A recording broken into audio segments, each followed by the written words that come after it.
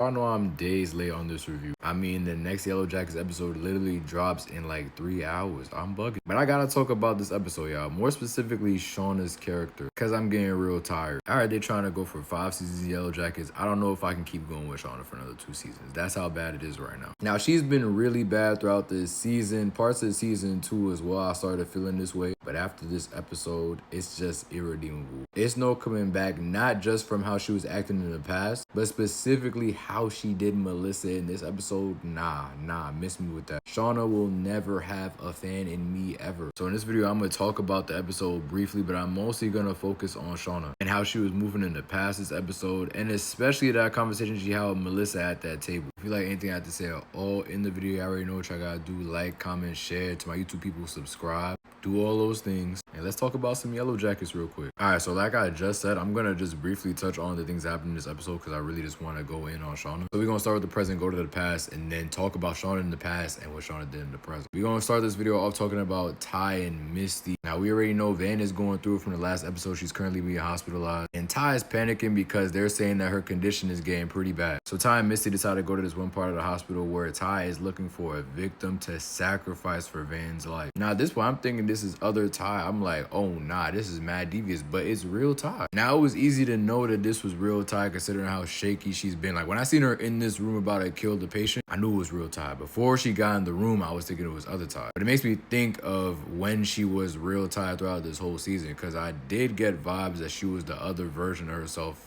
a lot for a majority of the season, which I'm still confident is the case. So anyway, she works up the nerve to kill this patient, but she's unable to, unfortunately for Van, I guess. We see when she goes to see Van later on in this episode that it's other Ty entering the room, and she once again is locking real Ty out. Real Ty's begging other Ty to let her in the room to see her, and other Ty is not going. Now I really don't know what other Ty's go do in this situation. If I was to guess, I would say she's probably just gonna stare into Van's soul until she wakes up. I just can't see why other Ty would be sitting here watching Van when they said her condition is bad, unless other Ty done took care of a patient already, and maybe they're expecting Van to wake up at some point soon. I'm sure the next episode will answer those questions, but we gotta get some resolution between other Ty and real Ty. We gotta start seeing real Ty fight back because it's ridiculous at this point. Next we got Jeff and Callie, and Jeff is stressing in this episode, y'all, more than he ever has in this season. Misty calls Jeff this episode to find Shauna after she left in the last episode, but he's just as confused. He's like, yo, Shauna hasn't come back, I don't know where she's at. But Misty called frantic, so when he said he didn't know where she was, she just banged the phone on bro. I mean, barely gave bro a chance to respond, so you know he's stressing trying to call her back, trying to find his wife, and he's stressing because he know what his wife is capable of. He even asked Misty at a point in the conversation, what did Shauna do this time? Ain't even give Shorty the benefit of the doubt. That's crazy work. So after about 100 more calls to Misty, my boy Jeff gets in the bed and is literally rolling in the bed. Like he's just so upset at the situation. The fact that they're away from their home on the run from Lord knows who is stressing my boy out. And Kylie says, you gotta get a hold of yourself, man. I gotta have one functioning parent at least that I can rely on in the situation, which he goes on to say later. They go on to have a real conversation about who is potentially stalking Shauna and realize it's probably nobody. So they decide to check out of the hotel where Jeff sees the two Joels. He saw them early on in the episode. He tries to revive the vibes that they once had for him and his business to work together. It didn't work in the beginning of the episode, but then he pleads another case at the end. And I can't even say plead. He more so demanded. He told them boys, look, I'm the best guy for the job. Get Furniture Fam up out of here. Y'all need me. I was so proud of my boy Jeff in this moment because he's really been stressing out this whole season, but he told some of his biggest ops, nah, I'm the one. That was great character development. Also, he had a lot of funny scenes in this episode. Jeff's just a great character overall. Probably one of the best in this series if you really just sit down and think about it. What made me even more proud of Jeff in this situation is him going off on Shauna to the Joel. Talking about, yo, y'all like me. Y'all didn't like my wife. That was the problem. A lot of people don't like her. I'm the reason why people like things. So I can understand why I didn't want me because she was in the vicinity. I loved him going in on Shauna like that. And Callie did too. I know y'all peeped that smirk while he was going off on her. I mean, he just kept it a bean. Shauna is a terrible individual. See, I really did like this episode for Jeff and Callie, but I am curious to know if Shauna does actually have a stalker because I do think that there is a chance that she does. There are a lot of situations that can be ruled out, like her getting locked in the freezer. The situation with the brakes, I'm not all the way sure of. That does seem a little sus the way the car was moving in that episode. But I think it's too soon to write off somebody potentially stalking Shauna, especially when we've seen how these seasons have ended, like season 1 included. These writers can throw in a surprise anywhere. So I'm still holding out the fact that there's probably someone stalking Shauna,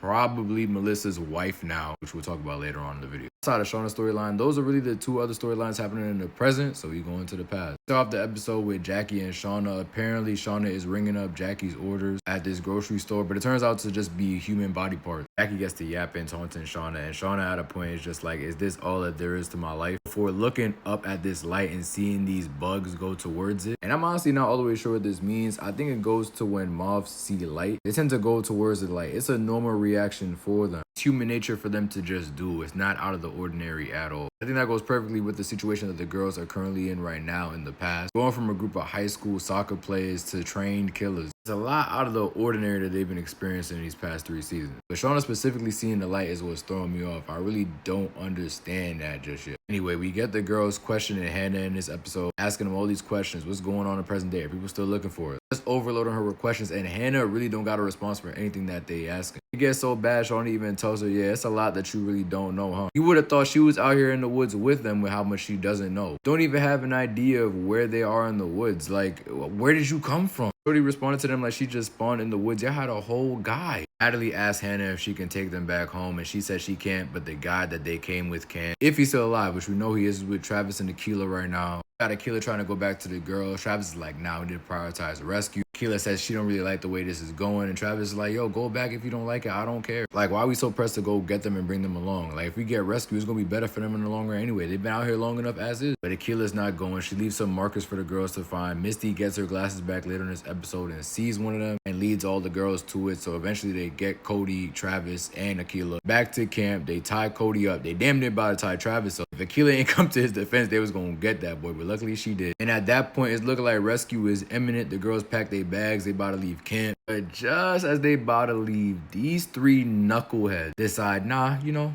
I think I want to stay in the woods. There's nothing for us back home. There's no life for us back there. Everyone done moved on. We established a life for ourselves out here. Why would we want to go back? Oh yeah, we're staying. Okay, stay then. I'm leaving with the rescue. If y'all want to be crazy, y'all be crazy by yourselves. The audacity of Shauna to be like, nah, y'all not leaving. Who's stopping me from leaving? Do you see the numbers that they have versus these 3? What weapons do these 3 have in their hands that's go keep them there? Ty got a damn axe in her hand. All Shauna and Lottie got out of their hands. Nah, I think Natalie got a firearm. I would have got to towing the rifle on them talking about I'm not leaving. Who's not leaving? Now this is the perfect time to get into Shauna because Lottie had the most valid reasons to stay out here. I will say, because we know Lottie had tests run on her and everything like that. The verdict's still out on if her family were responsible for her death. And ultimately, she literally had nothing to go home to. I'm not gonna lie. Lottie had the most valid reasons to stay out here, and her actor did a great job acting in this scene. Ty had some logic in her reasoning too, I guess, talking about if we go back and they mentioned what we did out here. What they saw with Ben, we could be in some real trouble. Have to kill them along the way at some point, which I understand to a degree, but not enough for me to want to stay out here. Shauna literally had no reason to want to stay. All she was saying was, yeah, I feel similar vibes to you, Lottie. I just want to stay out here. I don't know. You don't know? So you just a follower now. You just want to stay out here just for the vibe. Okay, then stay. You have the audacity to not only want your group to stay with you, but the people who just walked up on y'all yesterday. How insane could you be to believe that they're going to want to fall in line with y'all because they just walked up on y'all coincidentally? The dude that had them walk up with y'all is dead now. They have no obligation to still be here. They're offering y'all help, rescue to get back to a safe destination, and you talking about you want to stay? It's only a 6-day walk. That said, all of them are brain dead in this scene, but Shauna just gets the brunt of it because you literally had no reason to want to stay. You just want to stay just because. Okay, now let's talk about this scene with Shauna and Melissa. So the introduction to Hillary Swank's character was really good, and on top of that, learning that she was married to Hannah's daughter threw me off completely. Did not expect that at all. Apparently her name is Kelly now. She didn't change her identity after getting back home. Pretty smart, not gonna lie. I would not want to be affiliated with these girls at all. But then ends up sending the tape to Shauna so that she can heal or something like that. Of all of the Yellowjackets you could have sent this tape to, I mean of all of the remaining Yellowjackets you could send this tape to, you send it to Shauna, the one you claim to be the most afraid of? Why would you do that? Why would you care whether or not she was healed? She was trying to keep y'all in those woods. She would have heard that tape and got a thrill. You knew she was trying to keep y'all in those woods, yet you still sent her the tape. Why? Why would you even want her to look into you? Yeah, that's Melissa's biggest mistake, trying to even reach out to Shauna to begin with. While you got Shauna asking her dumb questions like, are you still obsessed with me? I was so happy when Melissa said, nah, I was never obsessed with you. I was scared of your crazy self. You cannot be loved and you're miserable as hell. You want everyone to be miserable with you. I was like, oh nah, she's cooking her. I really gotta watch that table scene because I can't do it enough justice. Where Shauna becomes irredeemable for me is when she gets Melissa on the ground after Melissa's failed attempt at stabbing her, bites out a chunk of her arm, and holds that chunk to her mouth telling her to eat it. And if she doesn't, she's gonna expose her real identity to Hannah's daughter. If I'm Melissa in the scene, I would have just had Shauna do it. I would have called her bluff. Because who are you to walk in my house and tell me to eat a piece of my flesh? You forget we're back in regular civilization now? I will wait for my wife to get here, call the cops on you, and have you out my crib in 2.5. What are you talking about? But yeah, man, Shauna was really tripping this episode. I feel like I didn't even go into her like I could have. Yeah, I get the point. And Melissa, leave that hat in episode 8.